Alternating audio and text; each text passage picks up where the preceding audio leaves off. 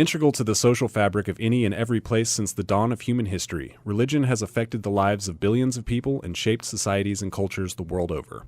This is no less true in the Ozarks. Far from a monolithic religious culture, the people of the Ozarks have nonetheless been influenced by Protestantism since the region's settlement by Americans in the first half of the 19th century. What role did religion play in the settlement of the region? What role does it play now? Are the Ozarks really, as local rock band Ha Ha Tonka once sang, the buckle in the Bible Belt? I'm Patrick Needham. And I'm Djene Patrick. And this is Talking History.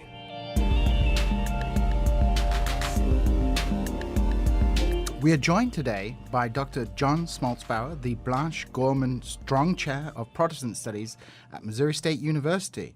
Dr. Schmalzbauer, welcome to Talking History. It's so good to be part of this conversation. Well, we have a lot of interesting questions for you today about the history of Protestantism in this region, and I'll let Patrick open up with our first one. Sure. How ubiquitous was religion in the average Ozarker's life in, say, the 19th century? Well, your introduction with the Ha Ha Tonka moniker of the Bible Belt, I think is interesting. That's what people think of when they think of the Ozarks and religion. But we have to go back to, a frontier type of situation in the 19th century and even into the 20th, where the saturation level of churches and congregations was not that great always.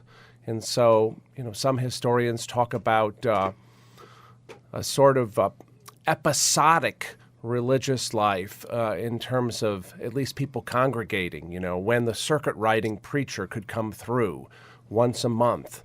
And in between, local communities making do with lay people or perhaps not meeting at all. Now, that, of course, assumes that people sitting in pews equals religion, and there are many other ways that people engage the sacred. There are indigenous people that inhabited these lands and that passed through these lands. There are forms of spirituality, or at least thinking about the supernatural, that might be found more under the rubric of folklore. And there are books about this, like Ozark Magic and Folklore by Vance Randolph. Right. So, yeah, it's there, but I don't think that it's, so pervasive as it was when I moved here in 2004, for example, and looked up at a 4th of July fireworks event, not during the fireworks, and saw Christian skydivers falling from the sky, and drove by a Christian bowling alley on Glenstone Avenue in Springfield. And so I think that the mobilization of religion in the Ozarks was a long project. You mentioned Vance Randolph's Ozark Magic and Folklore. In what ways did religion and folk practices intersect in those early days? Well, a lot of it has to do with sacred time and sacred places and sacred objects. And it's not necessarily forms of folklore that are a super coherent package like you would find in, quote-unquote, the great world religions, which is a problematic term anyway.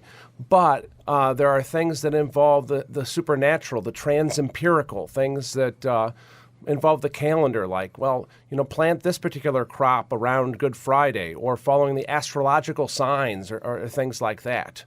And it's interesting to check these kinds of folkloric observations of Vance Randolph, who was sometimes criticized for being having a bias towards the colorful and the exotic, right? Mm-hmm. And not always representative, especially of what the Chamber of Commerce wanted to be talked about in the Ozarks. But in talking to older Ozarkers and even students, some of these practices have endured into the 20th and late 20th and into the 21st century. Could you give some examples of that? Well, I was just talking to a woman in Bodark, Missouri this past month about, people would kind of plant things according to things that you would not teach in a science class. I forget if it had to do with, I think, the Farmer's Almanac, which is not always based on meteorological kinds of things. But you open up an almanac, and you can see references to astrological kinds of ways of thinking about things, which are very common, not just in the Ozarks, but across colonial America. So, in terms of these folkloric traditions, are these traditions that the settlers are bringing with them from other parts of the United States or Europe, or are they integrating, let's say, indigenous American traditions into their practice of folkloric religion? By and large, what Randolph is talking about are European folk practices that are transplanted to the United States. Many of them from the British Isles, ending up in the southern backcountry and being taken through Tennessee, Kentucky, all the way out to Missouri. There certainly are, peoples here that are encountered, but this is not really an area of my expertise, but some of the early white Protestant settlers seem to have very little curiosity, at least in Springfield, and there are even some accounts of destruction of things left behind when groups like the Osage are pushed out. So how is this religious makeup of the Ozarks transformed since the 19th century, since those years in which you have these kind of settlers coming in and you don't really have formal structures of Protestant religion to cater them? There aren't enough churches. A lot of preaching is done by itinerant preachers. How does this change over time, and when does it change? Is it changing in the 19th century, or is it changing in the 20th century? Yes and yes and yes. There are these waves, right? And it involves technology. And you're probably thinking radio because we're on the radio, but it involves the technology even of something called the camp meeting, where people would gather in forests and hear visiting preachers and raucous music, which have been compared to the 19th century equivalent of a rock concert by some scholars. And first there comes a camp meeting and perhaps a brush arbor revival, which are revivals held outdoors under a canopy of trees. And then that plants the seeds for a congregation, or perhaps a revival in a location like a schoolhouse, which happened in Bodark, Missouri, which led to the formation of a congregation. And this is happening all across the region. In fact, you can go just within 30, 40 miles of Springfield, Missouri, and find several sites where there were very active camp meetings, which had a sort of summer season. These are transformed into institutions. And then there are other developments that take place, the planting of colleges, most of which fail by religious entities. There was a Methodist college in Polk County, for example, doesn't exist anymore, merged into other institutions. There's a Baptist college in Bolivar. There's Drury University, which came out of the Congregational Church. So there are those institutions. And then there are more waves of immigration. So the Germans come, German Catholics, German Jews who found Springfield's Temple Israel, German Lutherans. It's kind of ironic that even though Lutherans were the first Protestants, you can debate fine points and distinctions. They're among the last Protestants to show up with a congregation in Springfield, Missouri. And then you have other kinds of movements like Pentecostalism, which likes to think of itself as the old-time religion dropped from the New Testament book of Acts, but really is quite modern in some ways and really spread via things like the railroad, which provided a kind of network across the region. I've also been told that you wouldn't get an Episcopal church with a kind of elite in a town until the railroad came through, and then the bankers and lawyers and other professionals would have a place to go to church. This leads to a kind of interesting question. What was the role of formal pre-existing religious institutions, the Catholic Church, the Episcopal Church, and other well-established religious entities in this process of Protestantization of the Ozarks? Is from what you've been saying, we seem to have a process where a lot of this is coming from a grassroots movement, but what's the interaction with formal religious structures that already existed in the United States? Yeah, that's so interesting. It almost sounds like debates about, is this political movement astroturf or is it grassroots? And I think they're both. So, Methodists were the kings and queens of the camp meeting, and they were very organized at the national level. They went from having about enough people to fill up Great Southern Bank Arena around the time of the Revolution to, over 1 million by the Civil War. And it was very planned in a lot of ways. And they sent people on circuits, which, a clergy would cover 2 or 3 or 4 congregations on a route. And it's been said that Methodist churches were planted to be as ubiquitous as the post office. And the camp meeting was the technology that they used to do that, but they were very involved from the national level. Bishop Francis Asbury, who logged, if he had an odometer on his horse, it would have been thousands and thousands of miles. He called camp meetings fishing with a large net. And so, yeah, it's a little bit of both, the grassroots. And that extends into the 20th century, where you have entities like the Assemblies of God, which is founded in Springfield. They use technologies like radio and a magazine and all kinds of ways of reaching people.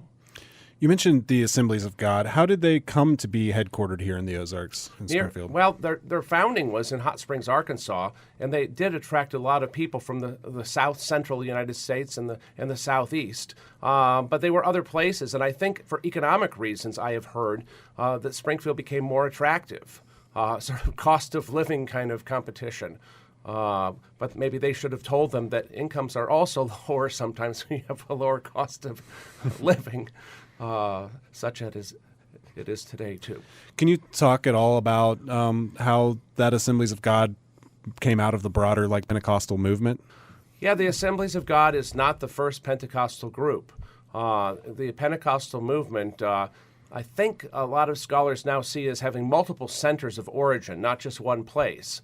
But some of the key highlights in the United States were Topeka, Kansas, where there was a New Year's Eve watch night service, 1900 into 1901's early hours, where people spoke in unknown tongues, it was said. And the minister behind that, Charles Fox Parham, also had a base of operation in the tri-state mining district. So think, the Joplin area, Pittsburgh, Kansas, Oklahoma.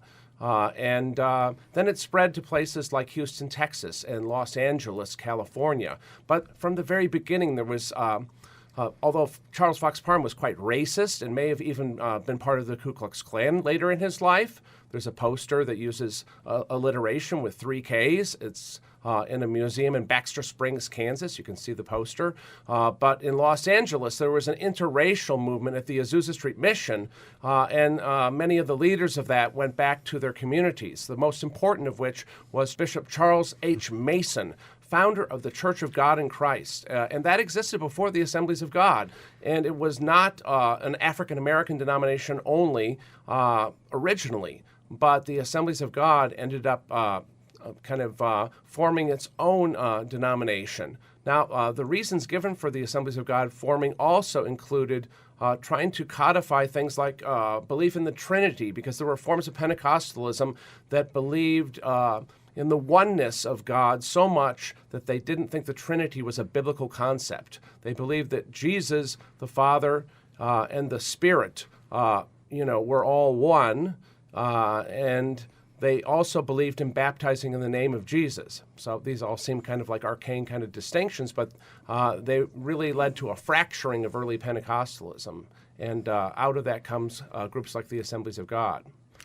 Speaking of religious schisms, one of the most consequential in American history is probably the Baptist schism in the 1800s.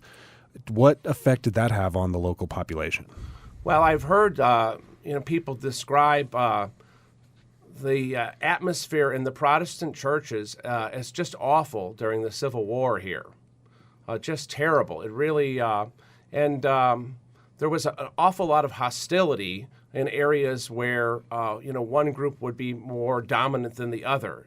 So there weren't a lot of, for example, Northern Methodists in this area for a while, and so there was hostility towards that because that was a split over slavery as well, just like the Baptists.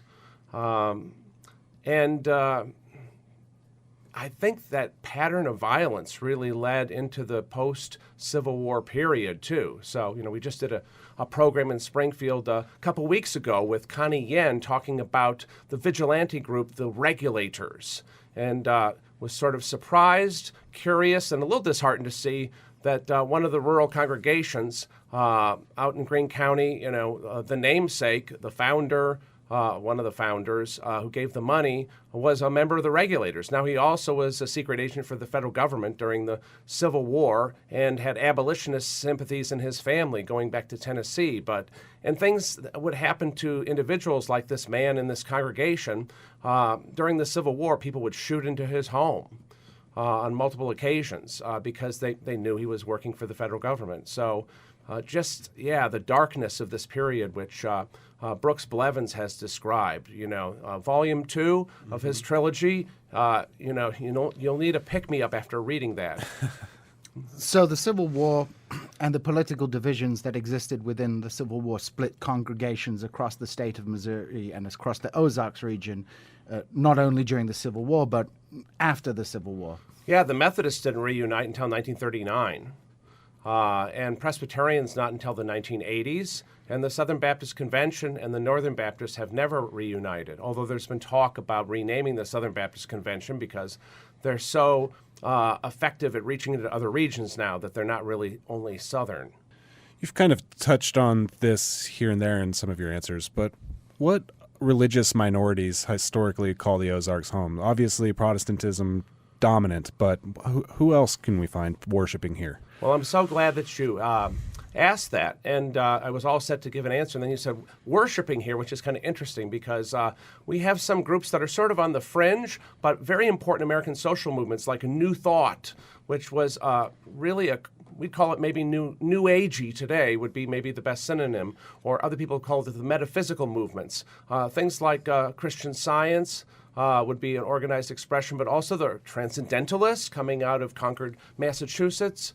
Theosophical Society, which a lot of people haven't heard of, but in some ways this anticipates a desire to see a oneness in all the world's religions. Well, we had people in those groups in the Ozarks. So, for example, Edmund Hosmer, who was one of the founders of the Marshfield area, grew up in Concord, Massachusetts. He helped to build the cabin at Walden Pond. And he went back to Massachusetts for Ralph Waldo Emerson's funeral. Now, we don't know what his personal spiritual beliefs are. We do know that his father said, Henry David Thoreau said that his father would have been a better lecturer than a lot of the people that we have come around here. Up in Osceola, Missouri, there was a man who was known as the Sage of the Osage, Thomas More Johnson, and he was a Neoplatonist, but he also was part of the Theosophical Society. My colleague Vadim Putsu has documented his interest in Kabbalah and even early forms of introducing yoga, or at least talking about yoga in the United States. And this is, in Osceola, Missouri, and built a library of thousands of volumes, which include things in Sanskrit. Just kind of, you don't think of this. And then there's the town of Liberal, Missouri, the town without saloons, churches, or God, I guess. And the streets have names like Paine. It's spelled wrong, but I think they meant to name it after Thomas Paine. Ingersoll, after the great agnostic orator Robert Ingersoll. And Darwin. Now they're more Baptist than secularists. In fact, the town of Liberal, Missouri went from kind of an atheist haven to an outpost of spiritualism, where there were seances and people trying to contact the dead. So you have these things around the region. And also you have immigrants arriving. I mentioned the Jewish community here, which, there are people, individual families going back to the mid-19th century, but the congregation gets established in the 1890s, before there ever is a Pentecostalism, which is what Springfield's known for, but there's this Jewish community. There also is a community of about 25 Syrian Lebanese immigrants along Boonville Avenue. It's nicknamed, like a lot of communities, and sometimes this is used pejoratively and sometimes just descriptively, as a Syrian colony. It's mostly Christian, but there was a court case in the 19-teens where it was clear there was a dispute between a Muslim Syrian Lebanese immigrant and a Christian Syrian Lebanese immigrant. And they talk about, whether someone's going to swear on the Bible or something else. And then the Christian Syrian Lebanese immigrant says, well, you don't really have my church around here, but I'm kind of what you would call Methodist. And so there are these groups that are trying to translate into the Springfield Ozarkian kind of, Protestant dominant religious universe.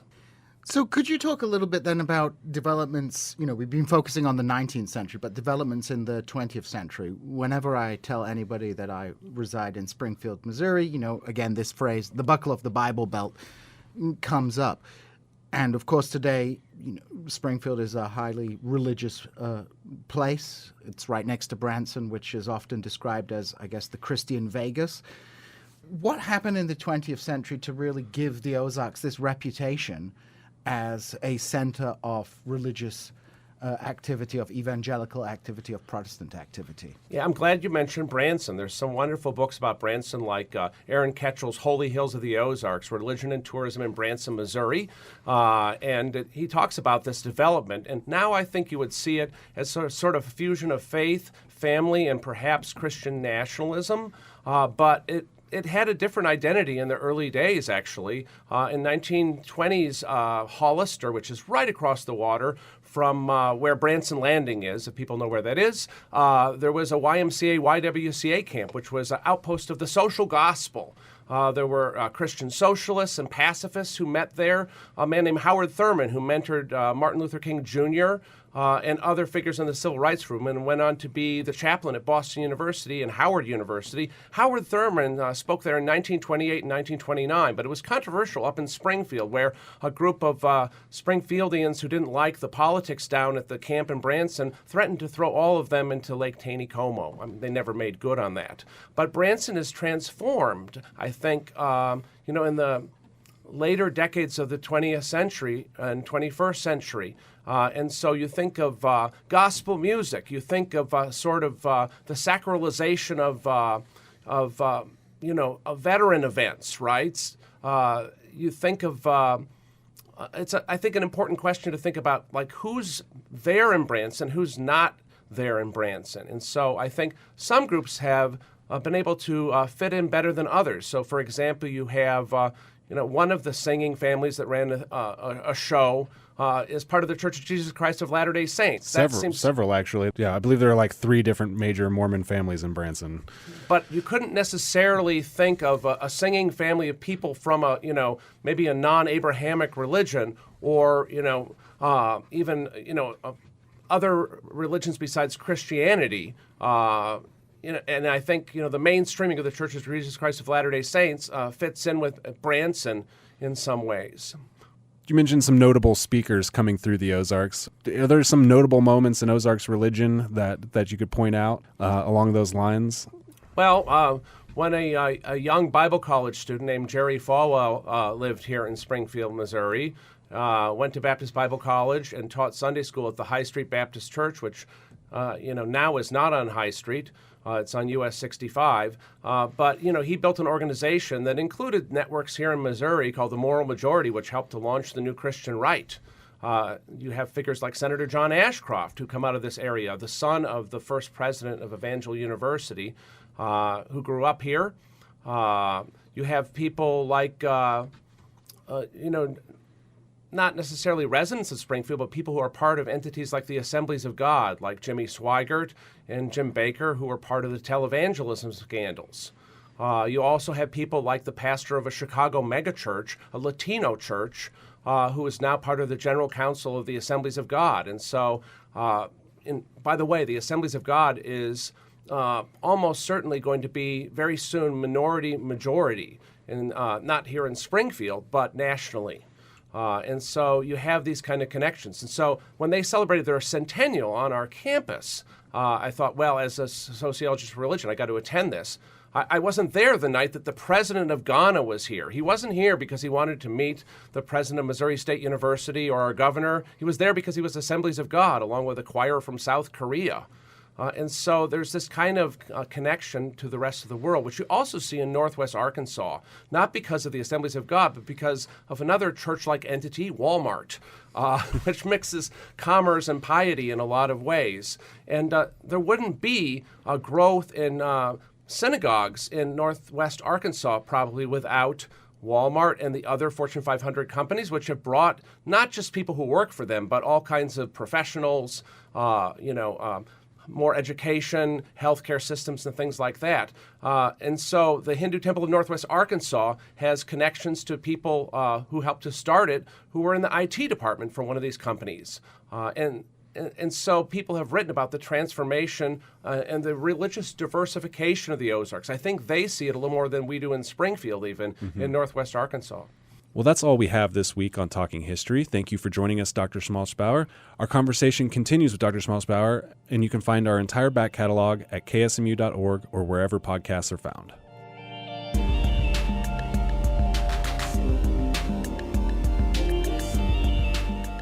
Welcome back to Talking History Extra, a production of KSMU and Missouri State University.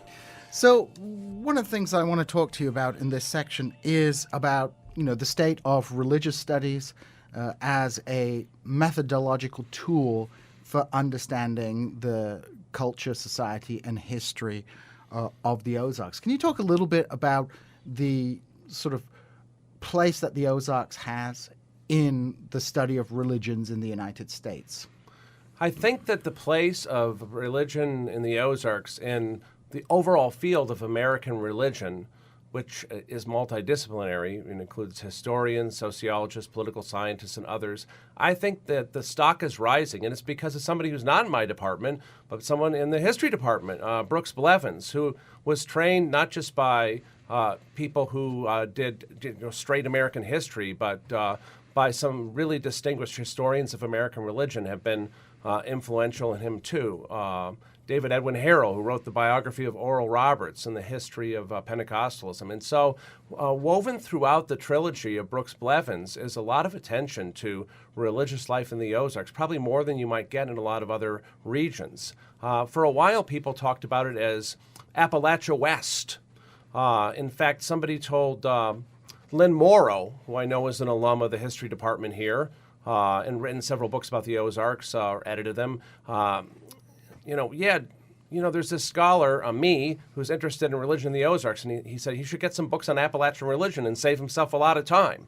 And there are differences, though. As Brooks Blevins says, Ozarkers aren't really angry about the same things as people in Appalachia. We didn't really have quite as strong union movements. We had union movements. People like Steve McIntyre have explored strikes and things like that in Springfield, but we didn't have the kind of massive mining kind of union organizing. Now, as far as the methodological tools of religious studies, I see religious studies as a cluster of fields, and maybe that's because my PhD is in sociology with a focus on sociology of religion, and I was always around American religious historians, so I should receive counseling for disciplinary identity syndrome because I read a lot of American religious history, too. I just find I want to know the longer story of whatever's going on. But I will say that there's sort of a body of theoretical kinds of writings from Durkheim to the anthropologist Mary Douglas that, lots of fields in the humanities read these folks. But they kind of provide sort of some orienting kinds of questions and concepts and categories. So you can look at, something like the boundaries of a community in terms of purity and impurity and how a group sees contamination coming in from the outside, perhaps, which would be influenced maybe by Emile Durkheim and Mary Douglas, people out of sociology and anthropology. But you could see it as in something like a nativist anti-immigrant sign in Branson that I saw in a hotel once that said, American-owned, clean. So what's clean and what's dirty? It's a very offensive sign, but a very sociological revealing sign of attitudes that I suspected are present, not just here in the Ozarks, but all over the United States, right? This kind of boundary between us and them and who gets to be us and who gets to be them. So there are a lot of methodological tools. In terms of this is a fascinating question. In terms of looking at the role of religion, often historians might kind of not focus on religions. A lot of people who go into the study of history in academia often come from secular backgrounds. They're not familiar, let's say, with scripture and other religious tropes that are important in, daily life. one of the things that has always struck me about trying to study the history of the Ozarks is that without a kind of knowledge of scripture, religion, religious tropes, religious beliefs, it becomes hard for a historian to decipher exactly what is going on, because so much of both private and public discourse is framed in these religious terms. And if you don't know what a jubilee is, according to the Bible, that doesn't make any sense to anybody. So, what would you say to people who wanted to study the history of the Ozarks and also the role of understanding religion? What would you need to do? What would you need to understand? What would you need to read in order to have a good understanding of things in the past? Well, let me tell a story, and this is more about what a journalist needs to know, but hey, what's history and sociology but slow journalism sometimes? If it's a really thoughtful person doing the journalism. And this was a thoughtful reporter who wanted to look at the patchwork of different groups across the United States. But he wanted to know how a particular campaign commercial that had aired nationally was playing in the Ozarks. And I said, well, it aired on Wednesday night. And that's like church night for a lot of people. This was 2008. Maybe there'd be a little less Wednesday night church night. And he said, oh, is that a Nixa thing? And I thought, well, it's kind of like a lot of the South Central United States kind of thing, Southeast United States thing. And so just kind of knowing the rhythms of life. Or a distinguished American sociologist who rose to be president of the American Sociological Association in graduate school, she just couldn't believe that people in Arkansas wouldn't drink for reasons other than health, that it was, medical reasons that people didn't drink. And, a graduate student from Arkansas said, look, we have entirely dry counties, and it's because of the Baptists or other evangelical groups. And so I think just to be able to decode things like, why are things done in certain ways? Now, I do see a lot of, reasons for optimism about historians getting it right. I forget which National Historical Professional Association it was, but religion was the most popular topical focus. It was still, like less than 10%, because I think a lot of modern disciplines are very fragmented, lots of subfields. And there was a little roundtable with distinguished scholars. Why was religion the most popular specialization among historians? And they said, well, thank Sarah Palin. Or you could say, thank Donald Trump, or something like that now. Or as the sociologist Peter Berger said about the Fundamentalism Project at the University of Chicago, he said, why did the MacArthur Foundation fund something like that? It was a matter of knowing your enemies. Now, I don't see things that way in my scholarship, but I do think that a lot of academics, maybe they didn't grow up religious, but they realize, oh, the 2016 election was pretty disorienting and discombobulating. Maybe we need the religion specialists over here to figure out what the bleep went on.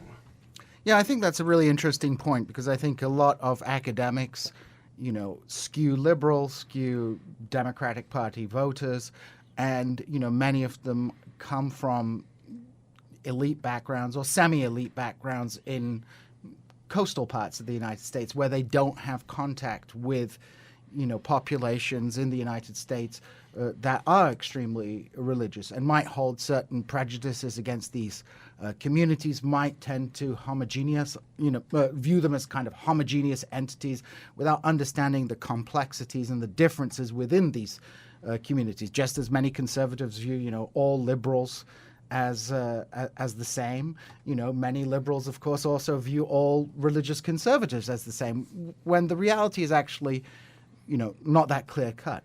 And with that in mind, what kind of effect has the kind of rise of a more forthright religious conservative movement, especially since the 1980s? You mentioned the moral majority earlier.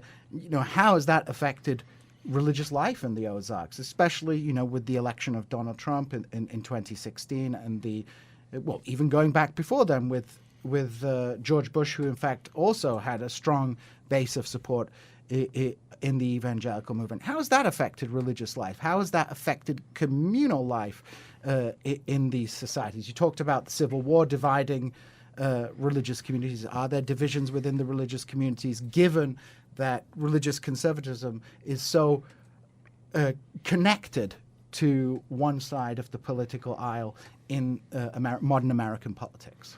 There's so much polarization, and it runs through communities and schools and families. So, in last night's seminar, one of the graduate students said, we were reading a book about religion and politics, who can you talk about something with if you can't even talk about it with your family?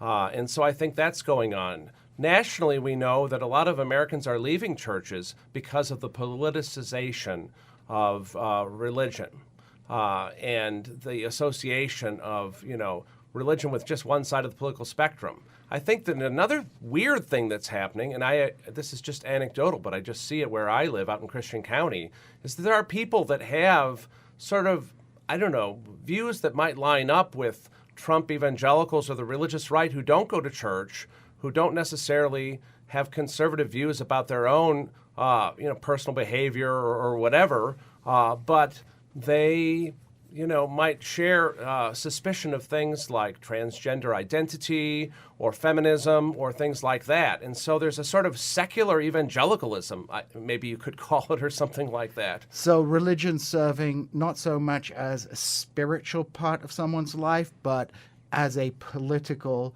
identity, which doesn't really affect their personal lives. I think we saw recently there is a scandal with the head of the Mothers for Liberty involved in some kind of sexual adventure with multiple sexual partners. But it's interesting that somebody who evidently doesn't have conservative personal values is very heavily involved in an organization that is explicitly or implicitly religiously orientated in trying to impose a certain set of public morals within the education system. Yeah, it almost seems to be kind of how you line up on these polarizing issues that matters more than personal behavior. And of course, the biggest example of that is Americans' attitudes towards, does a president need to have outstanding moral qualities? If you polled evangelicals, and that probably would be the case here in the Ozarks too, 20 years ago, they would have said, oh, yes, the character counts with an executive. And now I think the same polling shows that evangelicals don't care about the personal character of the office holder, that it's about whether the stances line up on things like abortion, or whether you should allow transgender athletes play in high school competitions or things like that. So the boundary lines they're shifting, and so there are even Americans who don't go to church, who are more likely to identify as evangelical. Now, there's also the growth of a lot of people that are just disenchanted with organized religion, who might describe themselves as spiritual but not religious. Or just kind of shopping, or just disenchanted. You've mentioned both people leaving the church because of divisions and perhaps other reasons, and also changing attitudes amongst maybe the politically inclined religious folks. Could you speculate about the future of religion? Maybe keep it in the Ozarks or just broadly in America. What do the trends that are happening with religion today, how does that look to the way that people worship or don't worship or congregate or don't congregate in 50 years in the future? There is a question, will the United States look more like Europe? And I think, it's sort of maybe, but with a lot of qualifiers, because I think that immigration will continue in the United States, and that is really what is buoying American congregations. So, the Assemblies of God becoming minority-majority, that's because of immigration. The non-people of color congregations, predominantly white congregations and denominations like the Assemblies of God are not growing. The same is with the Roman Catholic Church. Immigration is so powerful, and the children of immigrants and grandchildren. So Latinos are, well over 50% of young Catholics. In the words of one professor, El Futuro is here. So that is one vision of the future. But then there also, I think, are continuing trends like the decline in attendance and membership in so-called mainline Protestant, liberal Protestant, or moderate Protestant denominations. There are about 7 of those. And you can see that going on with some notable exceptions. but they are facing a lot of long-term demographic shifts, And then the evangelicals, for a long time, were the exception to these declining trends. But now you see denominations like the Southern Baptist Convention having peaked in the number of baptisms per year, which are of adults, not of babies. So they represent some kind of commitment of people who might be involved later on. They're declining or they're plateauing.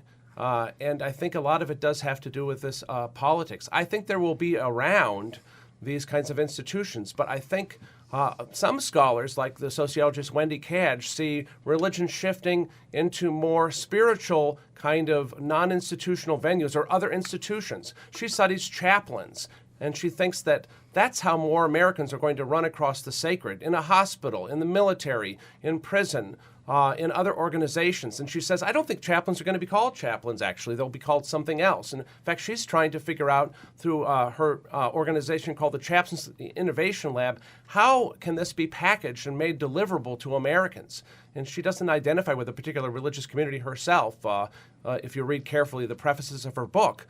But she wants to assist people in this profession of chaplaincy because she says they hold space for people who are suffering, often facing mortality. And of course, the biggest example was during the COVID-19 pandemic, when chaplains were sort of going in with the protective clothing along with doctors and nurses. So even though organized religion, both evangelical and mainline religious movements, Catholicism, other international Protestant organizations, even though those might be in decline or plateauing, spiritualism seems to be here to stay in the Ozarks region and in the United States more generally. So we may be looking at a much more diverse set of spiritual beliefs and institutions, both formal and informal, in the future, but not the kind of spread of, let's say, atheism or other such systems of, let's say, non-belief or non-spirituality. Yeah, that's a really great description. I think it's going to be more of a mix of things. And as you said that, I was thinking of an earlier part of our conversation, some of this mix has always been here. Mm-hmm. So you had the guy who was interested in Kabbalah and Theosophy up in Osceola, Missouri. You had the Transcendentalists out in Marshfield, Missouri, in Webster County. And you had, in the 1930s, a spiritualist church in Springfield, which was listed among the religious options for students in the student handbook or the equivalent thereof. And so you think there always has been sort of this religious shopping. I think there's always going to be evangelical megachurches in a place like Springfield, Missouri, too. And so, how they inhabit the same places will be kind of interesting. I mean, we already have a lot of polarization and tensions in our politics, but you also have some unifying events like the Festival of Faiths, an interfaith event, which some of the key leaders in that have been, one of the key leaders is part of the Church of Jesus Christ of Latter-day Saints, but wants to be able to get Muslim, Christian, Hindu, Buddhist, Springfieldians together for an event where people have, trifold cardboard explainers of their different religious communities. And it was really a fascinating event last year. And so I think we're going to have opportunities for conversation across lines. There'll be political movements that are multi-faith, that mobilize religion, and not just on the right, but social justice types of groups have done that too here in the Ozarks. And the scale is small enough, and I think will remain so. We're not going to be a megalopolis here in Springfield, that the people who are involved in these communities will know each other. And they may even know the people they're arguing against at school board meetings and city council meetings and things like that. What can we learn from such cross-faith dialogue? Well, I think if people really get to know folks from other religious traditions, they realize, even though you might read the same sacred texts, we have very different interpretations of the stories. Perhaps if we're in this big kind of pluralistic public space, we probably need to think about what kind of God talk, if any God talk at all, is appropriate. So I've been to, social justice type events in the Ozarks where there's a prayer, and I think, is this going to be an inclusive prayer or not? Because I know who is here. All the children of Abraham and more are here in the room, and I'm not sure it's, is it going to be a a prayer that really only Christians would be comfortable with. And very often, I think people are kind of making those adjustments and learning from multiple faith traditions. So I think listening and things like that, I think that the old idea that, well, there's really kind of one truth at the heart of all the world religions, called the perennial philosophy. Not too many people are so invested in that. Religious studies as a field doesn't have a lot of confidence in that, in terms of the scholarship. It's been criticized pretty heavily as maybe a liberal Protestant project or something like that. So I think the goal now is not for all the groups to merge together, but to quote one of the local organizations, to do together what can be done best together. And many of these different denominations of Protestantism and also other religions, Judaism, Islam, Hinduism, while they might have different religious beliefs, sometimes, quite different ideas about faith and the meaning of faith, in political terms, a lot of them may share similar socially conservative political agendas.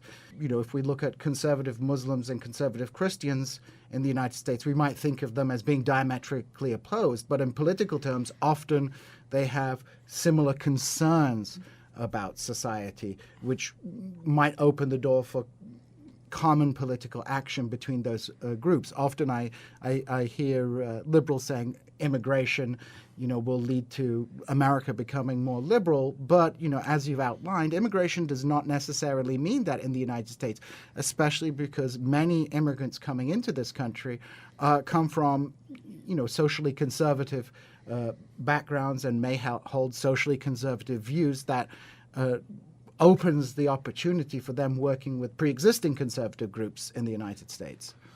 Yeah, the coalitions that can take place, I think that's interesting. In some parts of the country, you do see social conservative positions, maybe on college campuses, Muslim student groups and evangelical groups saying, we want to be able to have a conservative position on human sexuality issues, homosexuality or premarital sex or things like that. I haven't seen those coalitions in the Ozarks necessarily, and you see it in school board meetings too, but you haven't seen that yet. But I think it's probably only a matter of time before people discover some of those affinities. I think also what's happening with, say, Latino immigrants who might be evangelical in places like Texas and probably here too, although it's harder to pick up in polls because the numbers are smaller, are gravitating more to the Republican Party. It's one of the reasons why the imminent kind of shift of Texas back to the Democratic Party, which it really hasn't been since the days of Lyndon Johnson or something like that, maybe a little more recently. That is not going to happen anytime soon, and I think one of the reasons is that. Groups become acculturated and woven into the political culture of the places that they settle, too. And we know that evangelical Latinos are, probably politically somewhere between white evangelicals and Latino Catholics and, secular Latinos who would be more liberal. And evangelicalism is the fastest growing Christian denomination in Latin America itself anyway. So it's going to be an interesting period that we're entering in, especially with regards to spirituality and also, social conservatism in response to, transformations in American society. Yeah, so if you have, say, somebody immigrating from a country like Brazil, where you have a populist figure in Bolsonaro who's very much like a Donald Trump, it wouldn't take that much to transfer those type of political, religious kind of combinations, which, work themselves out differently in Brazil. But I know from some of my students, they see a lot of parallels between those theaters of religion and politics. How do you see the discipline of religious studies and the discipline of history? Like, how do those two disciplines interact? How are they used simultaneously in order to achieve the goals of a religious studies scholar? Well, I think you history faculty must be getting the master key for the department and putting all these history books on my shelf when I'm home. No, actually, I did that. I don't know. It probably depends on the subfield, but there are so many parts of religious studies where religious studies scholars read historians. I'm a scholar of American religion. which is usually U.S. religion, sometimes a little bit of Canada, sometimes a little bit south of the Rio Grande. But this is, very much an interdisciplinary field, and so there are just a lot of historians. And I lose track how many of them are historians hired in departments of religious studies, which would be like my colleague, Dr. Philippa Cook, who has a University of Chicago degree in history of Christianity, but very much methodologically is a historian. And then how many of them are historians hired in departments of history who study religion in the United States? Like I think David Hollinger, the intellectual historian who retired from Berkeley, or maybe he's still at Berkeley, he's somebody we read in my course. I think he's more like a historian's historian. And so the boundaries are very murky. But I think that so many of us in the field of religion in America, that field really wasn't as vital until the 80s and 90s and early 2000s. But there were earlier waves. And so a figure like Perry Miller at Harvard, who was an atheist, but he rehabilitated the Puritans in terms of the history of intellectual life in the United States. And so I think there have always been in American history a Richard Hofstadter who paid a lot of attention to religion in, I think candidate for his most interesting book, the Anti-Intellectualism in American Life, or even his essay on the paranoid style in American politics, which you kind of think, how did he know about QAnon? Well, that article actually is influential not just in the United States, but around the world. It was a very famous historian of Iran, Ibrahimian, wrote The Paranoid Style of Iranian Politics, which drew heavily on Hofstadter's thesis about religion and conspiracy theories and things like that. Well, this has been a fascinating conversation, and we'd like to thank you for spending this extra time with us to discuss some of the broader issues about what we talked about in the first half. Anything you would like to plug before we say farewell? Well, I just hope that our students can, get to know the different departments in the college. And, we probably need a map with all the new mergers and acquisitions and new names. But I have always sent religious studies students over to say, you should take a class with Dr. Blevins, or if you're studying the Ozarks or something like that. And then it's very pleasant to see history students show up, and I guess now we're the languages, cultures, and religions, no Oxford comma at the end, classes, but the history graduate students especially add so much to a religious studies conversation because they just have a firmer sense of the timelines of U.S. history, which I think really, despite, standardized testing, maybe because of it, are, sort of suffering in education. And I'm sure people, my South Asianist colleagues, for example, which is a strength in our department, they appreciate people who have some formal training in history as well, because it's just so essential for disciplinary literacy, even if history is not your discipline. Fantastic. So I think I gave a plug for you. Plug for Missouri State University. Well, thank you so much for joining us. This, again, has been Talking History from KSMU and Missouri State University Department of History. See you next time.